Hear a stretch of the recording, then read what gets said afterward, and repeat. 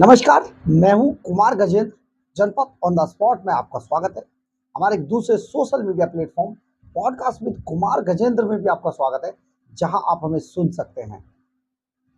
बड़े बेआबरू होकर तेरे कूचे से हम निकले। अरविंद केजरीवाल पर ये जो शेर है, ये बिल्कुल सटीक बैठता है। आप ये समझिए, अरविंद केजरीवाल जैसा दुत्कारा हुआ व्यक्ति, बहुत क्लियर दोबारा सुन लीजिए, अरविंद केजरीवाल जैसा दुत्कारा हुआ व्यक्ति आज तक नहीं देखा। भाई साहब, कोई और होता ना तो शर्म से, मतलब ये आदमी, आप देखिए, बांग्लादेश के अंदर शेख हसीना के खिलाफ ये विद्रोह हुआ है, छोड़ के चली आई। भाई साहब, 1 मिनट नहीं लगाया, हेलीकॉप्टर पकड़ा और सीधा भारत निकल आई। लेकिन केजरीवाल है, इतना दुत्कारा जा चुका है इस व्यक्ति को, मतलब आप टू मच हो चुका है दिल्ली के अंदर। इसके बावजूद ये आदमी कुर्सी से चिपक चुका है। और कानून की जो खामियां हैं, जहां जहां देखिए, ये तो जो कानून कभी बनाया होगा बाबा साहब अंबेडकर ने, उन्होंने भी जिंदगी में नहीं सोचा होगा कभी। इसीलिए इस पर कोई कानून नहीं बना कि कोई मुख्यमंत्री तिहाड़ जेल चला जाएगा, जेल में होगा और वो चिपक जाएगा सीट से। ये कानून की खामी है ना भाई। और खामी तब है क्योंकि आज तक बाबा साहब अंबेडकर का जो कानून है देश के अंदर, जहां तक मेरी बुद्धि काम करती है और मैं जानता हूं, एक भी पॉइंट ऐसा नहीं बचा जिसमें सुधार करने की और उसे हटाने की जरूरत महसूस हुई। एक देखिए, समय बदलता, समय के साथ संशोधन होते हैं, लेकिन ऐसा नहीं हुआ कि किसी चीज पर कानून नहीं है। ये पहला मामला है कि जिसमें के इस पर कोई कानून नहीं है कि अगर कोई मुख्यमंत्री जेल चला जाए किसी मामले में तो उसे इस्तीफा देना जरूरी है। शायद ये ऐसा इसलिए हुआ कि जो कानूनविद थे, जो उस टाइम कानून का जो बना रहे थे, तैयार कर रहे थे, जो सभा थी, उसने अपने जीवन में किसी भी व्यक्ति ने, इतने लोगों ने बनाया, ये नहीं सोचा, खुद बाबा साहब अंबेडकर भी फेल हो गए इस मामले में, कि कोई मुख्यमंत्री तिहाड़ जेल जाएगा और वो भाई साहब इस्तीफा नहीं देगा बंदा। उन्हें लगा शायद जो आज से 100 साल पहले वो लोग थे, शायद वैसे ही लोग पूरे जमाने में आएंगे और जैसे ही जेल जाएंगे शर्मिंदा होकर पहले ही इस्तीफा देंगे, भाई साहब माफ कर दो, हम तो जा रहे हैं। लेकिन केजरीवाल के बारे में वो उनका दिमाग फेल हो गया। वो समझ नहीं पाए कि भाई साहब कोई केजरीवाल जैसा आदमी आएगा, इतना बड़ा बेशरम, इतना बड़ा निकम्मा, कि वो चिपक जाएगा सीट से, बिना फेविकोल के चिपकेगा बंदा। भाई साहब, इतनी सब होने के बावजूद वो सीट पर चिपका हुआ है। और अब हम आते हैं खबर पे। आज हाई कोर्ट से केजरीवाल को करारा झटका लगा है। हाई कोर्ट ने धुतकार दिया इस व्यक्ति को और इसे कहा है, भाई क्या कर रहा है, छोड़, अपना इस्तीफा दे और जा अपने घर।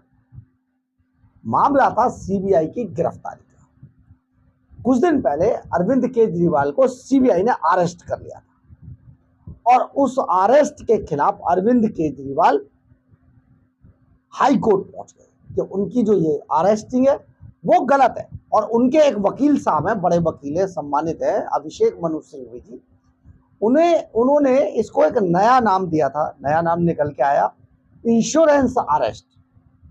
ये नया नाम निकल के आया कि इंश्योरेंस अरेस्ट, मतलब कि इनको जेल में रोकने के लिए ये अरेस्टिंग की गई है ताकि ये इंश्योर्ड हो जाए कि जेल के अंदर अरविंद केजरीवाल वहीं पर रहे।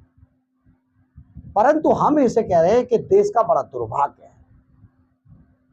कि जिसमें के कानूनविद बाबा साहब अंबेडकर जैसे लोग फेल हो गए और उन्होंने कभी इस मामले में कोई कानून नहीं बनाया कि मुख्यमंत्री साहब को इस्तीफा देना कंपलसरी होगा।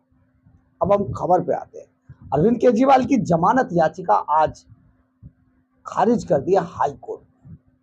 और हाई कोर्ट ने जो याचिका खारिज की है, वो सीबीआई ने उन्हें आबकारी नीति घोटाले में, शराब घोटाले के अंदर गिरफ्तार किया था और कोर्ट ने गिरफ्तारी को अवैध मानने से इनकार कर दिया, बिल्कुल साफ। केजरीवाल को उपयुक्त मंच पर फिर से याचिका दायर करने की अनुमति दी गई है। तो भैया आप जो है जाके निचली अदालत में या कहीं पर भी आप याचिका दोबारा दायर कर दो, हमने खारिज कर दी। कोर्ट ने इसी मामले में 17 जुलाई को अपना आदेश सुरक्षित रख लिया था। अब दिल्ली हाईकोर्ट ने केजरीवाल की जमानत याचिका जो खारिज की है उसमें कई गंभीर टिप्पणियां भी की है। अदालत ने कहा कि कहना है कि गलत, ये गिरफ्तारी अवैध है, ये कहना गलत है। कोर्ट ने केजरीवाल को उचित मंच पर जाकर अपनी जमानत बेशक दाखिल कर ले, लेकिन हमारे हिसाब से ये जो आप कह रहे हैं कि अवैध गिरफ्तारी है, ये कहना गलत है, ऐसा नहीं है। सीएम केजरीवाल की ओर से सीबीआई द्वारा की गई उनकी गिरफ्तारी के खिलाफ दिल्ली हाई कोर्ट में याचिका दायर की गई थी। हाई कोर्ट ने कथित शराब घोटाले के अंदर से उपजे भ्रष्टाचार मामले में सीबीआई द्वारा की गई गिरफ्तारी को चुनौती देने वाली याचिका पर 17 जुलाई को अपना आदेश सुरक्षित रख लिया था। इसके अलावा अदालत ने केजरीवाल सीबीआई के वकीलों की दलीलें सुनने के बाद 29 जुलाई को आम आदमी पार्टी के नेता की जमानत याचिका पर आदेश सुरक्षित रख लिया था। 29 जुलाई गिरफ्तारी को चुनौती देते हुए केजरीवाल के वकील ने दलील दी थी कि वह एक इंश्योरेंस अरेस्ट है ताकि यह सुनिश्चित किया जा सके कि वह जेल में रहें। केजरीवाल के वकील ने दलील दी थी कि सीबीआई उन्हें गिरफ्तार नहीं करना चाहती थी और उनके पास उन्हें हिरासत में लेने के लिए कोई सामग्री नहीं थी, और घटनाओं के अनुक्रम से यह स्पष्ट हो गया कि उन्हें जेल में ही रखने के लिए गिरफ्तार किया गया था। ये कहा था साहब। सीबीआई के वकील ने केजरीवाल की ओर से दलीलों का विरोध किया और कहा कि उनकी गिरफ्तारी को इंश्योरेंस अरेस्ट कहना अनुचित है, और उन्होंने कहा कि वह शराब घोटाले के सूत्रधार हैं, ये किंग पिन है, मास्टरमाइंड है, सूत्रधार थे और अपराध में उनकी संलिप्तता साबित करने के लिए बहुत सारे सबूत मौजूद है। आप समझिए, कोर्ट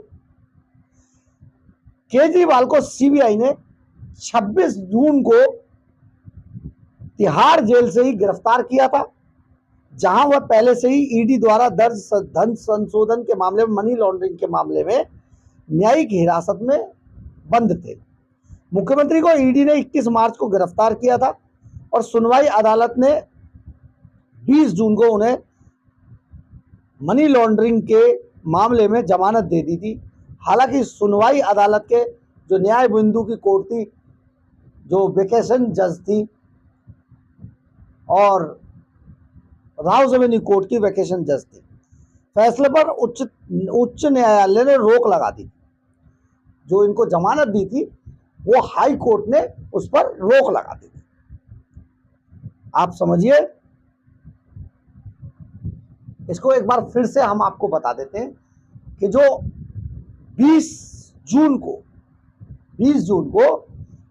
राव रेवेन्यू कोर्ट के अंदर एक वेकेशन जज आई न्याय बिंदु, और न्याय बिंदु जज साहब ने अपने अंतर्मन, अंतर आत्मा और अपनी सारी जो कहा जाए कि उनका जो पूरा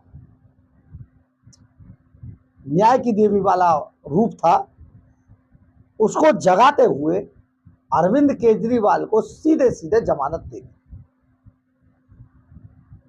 और इस मामले में जो एजेंसी के वकील थे उनकी एक नहीं सुनी, कोई पक्ष नहीं सुना और सीधे जमानत दे दी। इसके बाद जो ईडी थी, जो सीबीआई थी,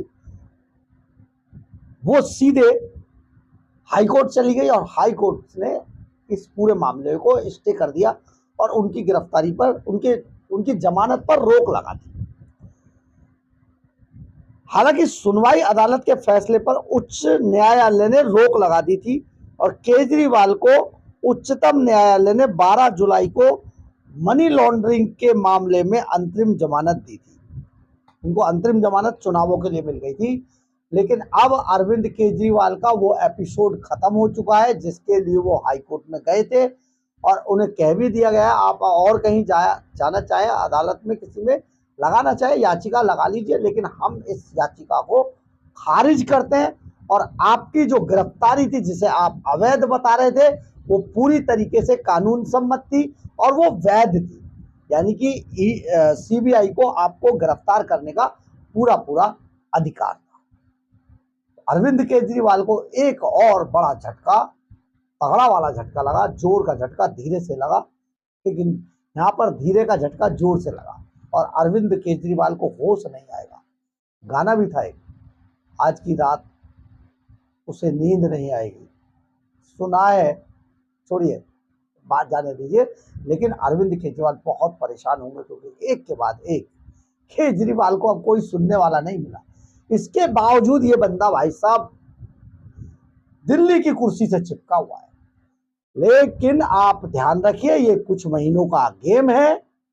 जिस दिन चुनाव का बिगुल बजा उसके बाद जनता दिखा देगी दिल्ली में केजरीवाल की औकात क्या है और ऐसा निकाल के इन्हें बाहर फेंकेगी कि धूल चाट जाएंगे।